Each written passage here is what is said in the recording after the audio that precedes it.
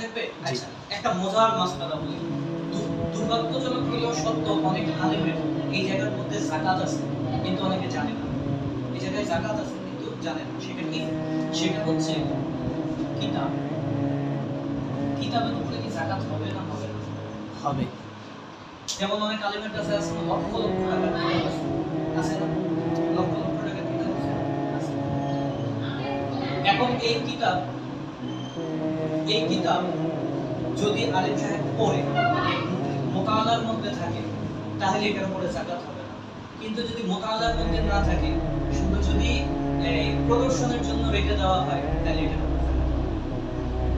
এবার লক্ষ লক্ষ টাকার কিতাব তো অনেক আলেমের কাছে আছে, তাই না? জি।